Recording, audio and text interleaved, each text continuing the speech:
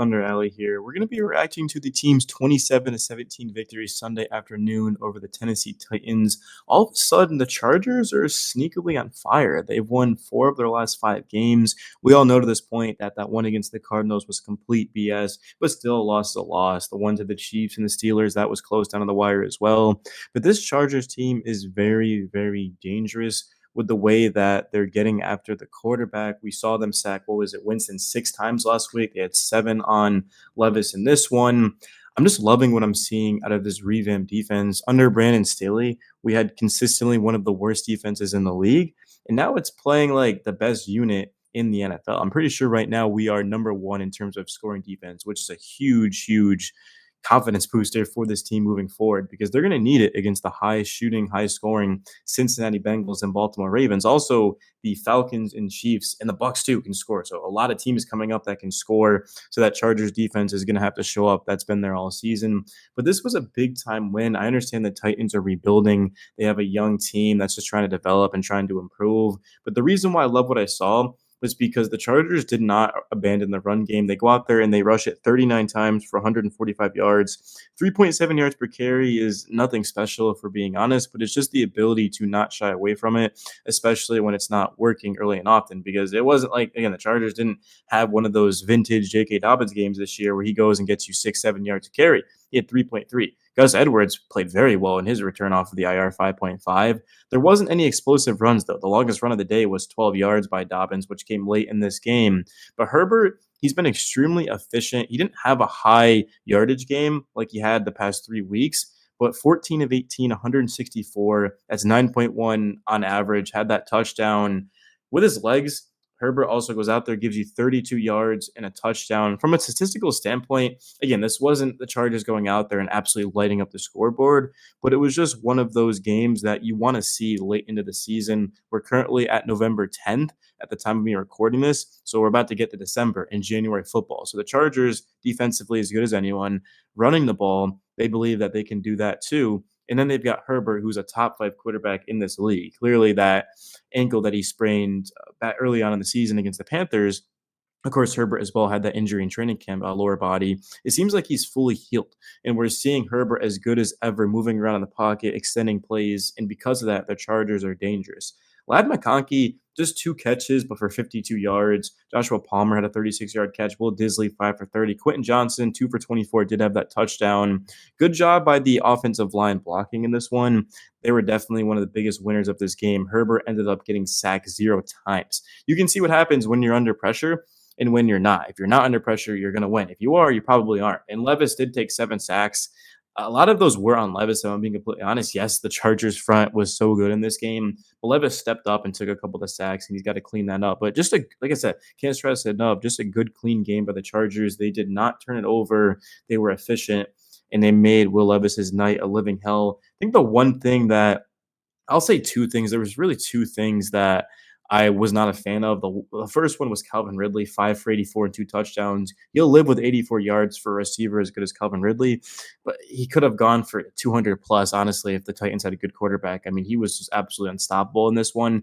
Had a touchdown late, also early on in this game to give the Titans the lead, 7-3. He just beat, it was Jazeer Taylor, just beat him one-on-one, no safety help. So that's got to get cleaned up. Also, the rushing defense was not great from a statistical standpoint, 21 of 132, 6.3 average. Yes, late Titans got some runs, so it didn't really impact too much, but you definitely don't want to let that continue. So that was really the only things I didn't like, but this was definitely a big win, encouraging, something to build off of. Things are only going to get more difficult. If the Chargers won this by 1 point, I still would have been happy, but the fact they did win by 2 scores makes me even happier. Gauntlet schedule coming up. Thankfully, they're at home, though. I mean, this is the 3rd straight game for the Chargers in the sense that Titans at home, Bengals, and then Ravens. So it's coming at a good time, sort of just make sure everything is good to go against that Bengals game. And Cincinnati's 4-6. So if they lose that game, their chances are going to go down even more. It doesn't say on the NFL.com website how much it will go down, but right now they have a 29% chance to make the playoffs, which is extremely low. If they lose that, you'd have to think their season's over. Now the Broncos are 5-5, so the Bengals really aren't that far out of, for being honest. That 7th seed is going to be very, very interesting between the Broncos, Colts, and the Bengals. The Jets are pretty much cooked at 3-7 after losing to the Cardinals. So for the Chargers, they have a chance to get very high up. The Texans are currently up 10 to nothing over the Lions. The Ravens play the Chargers in a couple of weeks, so that's going to be a huge game. The Steelers are 7-2. Would have liked to see them lose to the Commanders for the sake of seeding. Bills are 8-2. So the Chargers, they don't really care about seeding. They just want to win as many games as possible and let everything else fall into play. But we're going to see who the Chargers really are, right? I'm not one of those guys that beats the Titans. Well, obviously, I'm not playing, but you know what I mean. I'm not one of those fans that sees his team beat the Titans, beats the Browns, and doesn't want to take anything away from it. The Saints, right? Because it's an NFL team and it's a week to week league. Anything can happen. We've seen bad teams beat good teams very often. Like a team like the Bengals, for example, they're 4-6, and that's not a good record. But would anyone be surprised if they beat the Chargers? Not really, right? So that's just how it goes. Anyone can beat anyone. So I'm glad that the Chargers came out and they didn't have the best first half, but in the second half they were great. 3 drives, 2 touchdowns. You don't want to see this team set up for field goals. You really don't, because that's not going to win football games. Very rarely is it, right? Like for an example, the one against the Cardinals, the reason why they lost that was because they settled for field goals and not touchdowns. So I'm glad that they went for it, of course, on that 4th and short. Great play call by Greg Roman to put it in Justin Herbert's hands, your best player. I truly think the Chargers can beat anyone in the AFC. No, I don't expect them to win the Super Bowl. I don't expect them to win the division, right? But just having Herbert out there and healthy, and with the way the defense is playing, they're built to beat anyone. They love to run the ball. Jacob Dobbins might win comeback player of the year. From a statistical standpoint, Dobbins, I started him in fantasy, so I'm a little bit bummed out. But again, I'll take the win over my fantasy team. If I'm being honest with you, good job by the Chargers. And this next one against the Bengals, it was flexed to primetime. The Colts and Jets, thankfully for us all, was moved to the afternoon slate because it's just two pathetic, sad football teams that are having down seasons, especially the Jets. I mean, they were supposed to be a Super Bowl contender, and they've just been absolutely atrocious. I'm looking forward to that one before Los Angeles, just to go out there and to get a win. You're now, of course, 6-3 on the season. You've got an 85% chance to make the playoffs. The Chargers, with this stretch coming up, just to get those ones against the Saints, Browns, and Titans, you give yourself some leeway. You definitely do want to win these next 2 games, though, because that puts you at 8-3. You basically, at that point, are going to be a lock to make the playoffs, especially considering Denver. Well, Denver is not an easy game. Normally, I'm used to looking at Denver and being like, oh, well, it's the Denver Broncos. Not the case. We did barely kind of beat them by 1 score in a bad second half. Back in week 6. But Denver, New England, Las Vegas, you love to see 2 teams that are rebuilding in the last 2 games because they're going to be playing for the lottery.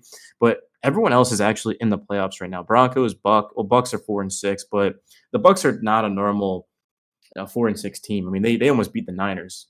So that's going to be a tough game, but just the Chargers, they'll bring it, man. I'm loving what I'm seeing out of this coaching staff and Minter and Harbaugh and in Roman. But let me know your guys' thoughts on the video. It's your boy Thunder Alley. I'm about to sign out here. Guys, have a great rest of your day, and I'm out. Peace.